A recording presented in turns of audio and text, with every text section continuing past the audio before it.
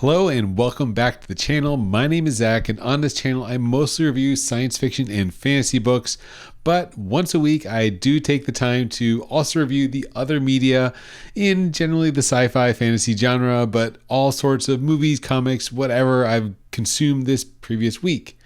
And to start things off, this week was a light reading week because it was an epic fantasy monster week where I got through most of a book. But before I get to that, what I finished this past week was Gene Wolfe's Book of the New Sun, Volume 3, The Sword of the Lictor. So this is just me, my weekly update on this, where yes, I'm continually chugging through Book of the New Sun on the third out of 4 in this first series for Book of the New Sun. It's weird. It doesn't totally make sense. It sort of makes sense, but I'm enjoying, I guess, the journey more than the destination because I don't really know where it's going as we head towards the end. I know this is just the first series and there's a Book of the Long Sun, Book of the Short Sun. There's a couple others follow-up series, but I'm not sure where Severian's going on this journey, but he's been on a bizarre journey in the third book. Didn't really give answers. It just was more on his way, on his path as he left Thrax and encountered a bunch of weird monsters and creatures, and the Claw, the Conciliator from the last book made a reappearance. And yeah, it's just weird but interesting to follow on Severian's journey. So that's what I finished this past week. And then since I had finished that, I started up the next book in another series, which was, yes, that's the monster book I was talking about that I've been reading all weekend and got a good chunk done, but I'm still not quite done with Malazan, Book of the Fallen, Book 2, Deadhouse Gates. And oddly enough, this is another book, I mean, not oddly enough, because if you've read Malazan or you've heard about Malazan, you maybe know that it's very confusing. There are so many POVs. And my quick review of the book so far is it's more confusing than the first book, Gardens of the Moon. I found that rather easy to follow. That yes, you're dropped into it, but I was able to grasp the couple different POVs and I enjoyed following what the bridge burners were up to, what Quickbin and Whiskey Jack are doing, or what Enamin or Rake is doing on the magic side of things and how it all coalesced together. But here in the second book, it's some of the same characters, but a lot of different and new characters. So there are echoes back to the first book. We follow Kalarm, the assassin from the bridge burners. And in the chapter I just read, I'm towards the end, he just contacted Quickbin. And Quickbin's name is referenced a few times because the bridge burners are well known in the Malazan world. We get a couple callbacks with some recurring characters, but we don't follow the bridge burners as a whole. They're off on another continent doing their thing. And we follow this uprising and this whirlwind, the Shake Reborn, this character from the first book. So she's back, Apsalar. And yeah, it's just, I thought I would sort of start get my bearings after I got a little ways into it, like I did with Gardens of the Moon. After a couple hours of the audiobook, I was like, okay, it's starting to make sense. I'm starting to follow who's doing what, but I'm honestly still struggling, but enjoying it. So that's the caveat, that even though Coltane's on the Chain of Dogs march and we're on this journey with the historian and the Chain of Dogs, and we're following the uprising and the people and Kalarm and his group, and there's so many different POVs, but every time it shifts, every so often there is something just really cool about the world that happens. We get a glimpse into the gods, or they fight some sort of monster, or we get a revelation of how the Warrens are working, or the Talani Mass, the Jackhat. So there's a lot of good characters. There's a lot of characters in general, but overall I'm enjoying the journey, sort of like Book of the New Sun, where I'm enjoying what I'm reading, the experience, even if I am honestly a little bit lost, almost completely lost. It's keeping track in my head. I'm following along reading guides, so I'm understanding what I should have gotten out of every chapter, but it is definitely a lot. Malazan Book 2, Deadhouse Gates. It's up there as good writing, I would say, so far, unless the ending really turns around. Not quite as good as Book 1, but I want to push through to the next book, Memories of Ice, which is always mentioned as the best book of the Malazan series. So I think Book 3 is going to be great. But I've got other things to read. So on the horizon for what's coming up next on my reading, once I finish Deadhouse Gates, which has about, I think, 3 hours left of the audiobook. So hopefully the next couple days. But through the library, I have Empire of Silence, which is the Sun Eater series, book 1. So I think that'll be my sort of break from fantasy until I get back to Book the New Sun 4 and Malazan book 3. So I'm going to switch over to, I guess, space opera. Sci-fi is, I guess, sort of the genre for Empire of Silence for Sun Eater, even though it's fantasy and space is a more apt way to put it, but slightly different than the genre of epic fantasy. So that's what I've been reading, what I've been up to on the book front. And then on the movie front, this is stuff I really want to talk about because we watched a couple of movies that were good but bad, ones I was looking forward to that I wanted to at least talk to somebody about, talk to the camera about. And the first one is what we watched on Friday from South Korea, 2025's My Daughter is a Zombie. This movie was on my radar because it was, I think, the top grossing movie of the year so far. It's the synopsis is a zombie outbreak. So South Korean zombie movies, maybe you're thinking of Train to Busan, which was great, like more action horror zombie. This is what I guess you would consider not romantic, but a comedy dramedy with zombies. It's a little weird. It's sort of funny, but not totally funny. It has that kind of heartstring drama pull, but not full on humor. I thought based on the trailer and the synopsis, it was going to be like a comedy zombie movie, because the synopsis is a zombie outbreak happens, people turn to zombies, but sort of like maybe Demon Slayer anime, the main character's daughter doesn't turn all the way into a zombie. She seems to have sort of a cognizant ability to reason and understand her father. So her father hides her and starts training her because apparently he's an animal trainer at the zoo as his day job. So he starts training his daughter, who is a zombie, to act human, and hilarity ensues, but not really. It's more of that heartfelt daughter's father relationship, and the people from the past come in, the main characters, from the small town village that he goes to hide out his daughter. It was more drama than the comedy, even though there were a couple comedic parts. Maybe the best character from the movie was the cat. The cat is always in the scene, so the family cat plays a large part in the movies. But overall, it was decent, but it didn't really meet my expectations, which maybe were too high because I saw, this is a top grossing movie. It must have some kind of spark, but I think the spark is maybe that genre of dramedy, more drama / light comedy film. And then to follow that up, the other movie that I was looking forward to and also similarly got a little bit let down was also from South Korea, one of my movies I was looking forward to from South Korea cinema this year, and that is Omniscient Reader, The Prophecy. So this one, anytime there's a comic or manga adaptation to film, I am always definitely want to check it out, even if I haven't read it. But this is a comic that I've actually read a decent chunk of. I think it was during the COVID boom when this was very popular alongside Solo Leveling on the webtoon, the Korean manhwa format, where it's vertical scrolling. It's a little bit different to read, but it's full color. And Omniscient Reader's viewpoint was pretty great. It's a very interesting concept and a slight twist, sort of like Solo Leveling is. It's a twist on the isekai portal fantasy genre, where the plot of the comic and also the movie Omniscient Reader, The Prophecy, is the main character is reading a web novel, and he was longtime reader, I think since like middle school, and then he turns out to be the last reader of the web novel. So each time a new chapter comes out, there's always only one view, and it's always him, Kim Dokja. So that is our main character. He's stuck it through thick and thin, and he finally reaches the conclusion of the web novel, and he gets contacted by the author because he leaves a comment, and the author says that, thanks for supporting my novel for all these years. I finally finished it, but now service has ended for the Earth, for this planet. And what happens is the events of the novel, which is a character survives the apocalypse. The book's called 3 Ways to Survive the Apocalypse.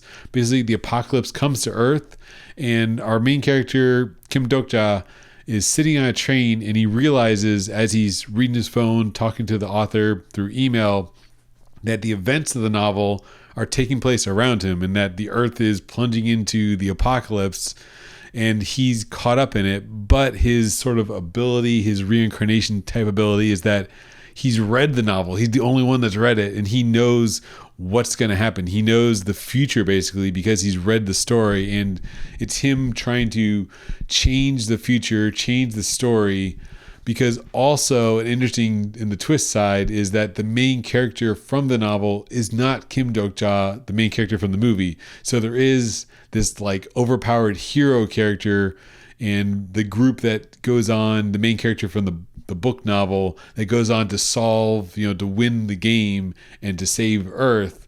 But we have our secondary character, like a side character, who's kind of interacting with them, changing fate, changing the scenario, and navigating this world, sort of like an isekai anime where you're reincarnated with powers, and there's like a shop similar to Soul Leveling. So as they kill monsters, they can acquire coins and buy abilities, and it's just very well thought out, very interesting to see this kind of real world gain power scenario. But our main character is not the hero, but the hero's like friend who can see the future.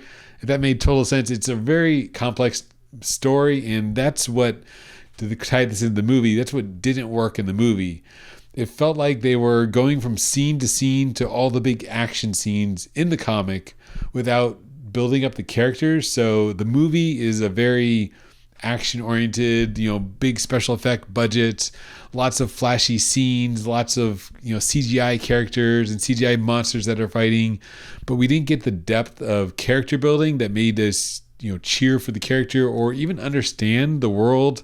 You have these creatures that are sort of running this live streaming game, and in the movie I felt like it wasn't even explained that what is happening to Earth is a live stream for these constellation gods, and we're just sort of playthings. So it also has that twist where all these sort of games that have to happen on Earth, so sort of like a Squid Game or Alice in Borderlands, for the anime/manga side, where humans are subjected to games by external viewers. So similar to those other shows and other series, in the world of Omniscient Reader's Viewpoint, humans are subjected to, you have this sort of spirit creature that's live streaming the actions of humans, live streaming to these celestial gods out in space, and they can interact and influence the humans and grant them sponsorships and power-ups, and you're trying to appease the viewers in this transformed world with knowing the future. So there's a lot going on.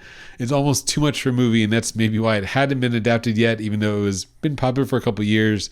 I feel this might have worked better as an anime series or a longer TV series where you could flush out some of the scenarios and maybe explain some of the lore and the backstory, which is honestly, as I kind of am trying to convey here, that the backstory and the world building in Omniscient Reader's Viewpoint is pretty great. But here in the movie, Omniscient Reader of the Prophecy, it's just action scene to action scene to plot point without so much of the build up and the lore building. So felt a bit rushed, not really met my expectations for the summer blockbuster action film that's going to rival an American Hollywood produced film, but good try with Omniscient Reader of the Prophecy. It was still all right. And then next we watched two other movies. One was a rewatch for me, which was Fantastic Four: First Steps. We finally watched it as a family, so still great. Even though, yes, this probably also has adaptation problems where it's not quite like the comics, and I'm not a huge Fantastic Four fan, but I've read enough. I liked Fantastic Four in general. I started liking them after reading Jonathan Hickman's Fantastic Four run into Secret Wars. I thought that was great. So as I said last time I reviewed this movie, I became a fan through the characters and loved them through the Hickman lens of Fantastic Four. And I thought this version, this Marvel Cinematic Universe of First Steps, paid homage to what Hickman established. You have, of course, Franklin Richards being born here, who is, if they follow similar to Secret Wars, is going to play a big part of Secret Wars at the end. And yeah, so it was good. It was great rewatching. Still an all right movie, even with its flaws. any of those may be. I love seeing Galactus. I like seeing Reed. I like seeing all the characters on the big screen. So still enjoyed Fantastic Four First Steps. And then lastly, to round it out on the weekend, we watched another sequel, and this is A Cool Fish 2, the sequel to A Cool Fish 1, the new Chinese movie. This was another kind of letdown. So my only maybe highlight of the weekend was Fantastic Four, the rewatch. But Cool Fish 2, how to even describe it? The plot is similar in a way, not really the plot, but the plot device is similar in a way to Cool Fish 1, where a Cool Fish 1, it starts off as like a heist comedy film. It's very funny, and it's really these like hijinks of these robbers as they rob a mobile phone store instead of the bank next door. It's like a comedy crime film. But then around halfway through, it switches into this very serious drama as the criminals hide out in this house with a disabled woman, and everyone's connected, and it really has them taking care of the disabled woman, and we sympathize and empathize with her, and we feel all these emotions about humans, and we totally lost the plot of this first half of the movie, which was a comedy about stealing phones and these bungling criminals. It was a really weird shift, but it kind of worked. And then here in the second one, so this is spoilers, but I think every review is going to talk about this. Around halfway point here, this is where it's the same. It starts off as a action, I don't even know how to describe it, like a heist or just someone thrown into basically a terrorism coup in Thailand. So our main character is in Thailand. He's Chinese, but he's in Thailand selling lights, and he gets caught up in this middle of a coup takeover by like the local warlord. So there's action, there's running, there's guns, there's explosions. He gets caught up in this world, and it starts going crazy. And okay, at least I'm along for the ride. I'm trying to see where it's going to happen. And then, similar to, I guess, a Cool Fish 1, around halfway through, the movie totally shifts and it becomes the Truman Show. So the whole thing, instead of an action coup movie, like war, caught up in the wrong place, wrong time, it's now a character study of our main character's flawed nature, because he does anything to survive, and how he treats his girlfriend and the people around him.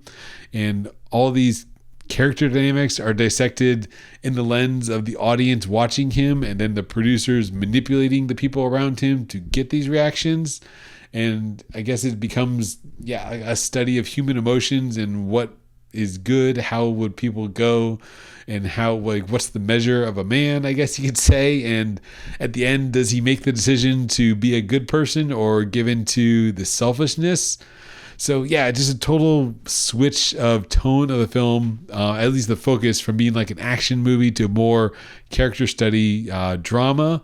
But again, it's similar to A Cool Fish 1, which also switched plots halfway through, or not plots, but switched tone from a comedy to a serious drama as well. So I guess it's the same. So if you like the Cool Fish 1 and how it was two movie genres in one, maybe you'll like A Cool Fish 2, where it's two movie genres in one. So that was my long-winded review, and I thought I was going to try to keep this short, but of the movies and the books I read this weekend, what I have coming up is finishing up Deadhouse Gates, Malazan Book 2, and starting Sun Eater. And then this weekend we have here in New York, it's Labor Day weekend, or the holiday this coming weekend, it's New York Comic-Con. So it's October, it's Comic-Con season. So we've been building our costumes this week for finishing up the last touches on our costumes. So excited to check out Comic-Con, check out all the dealers, the merch, the booths, see there's going to be a couple, always the literary booths, the Penguin Random House, Scholastic are always there. There's some comics, there's manga, there's going to be a whole bunch of nerdy stuff at Comic-Con this weekend. So hopefully next week's show, I guess I'll try to include some, in some clips and stuff of us enjoying Comic-Con on Saturday. So we have Saturday passes to Comic-Con. So hope to see you there if you're in the New York area or traveling to New York for Comic-Con 2025 at the Javits Center.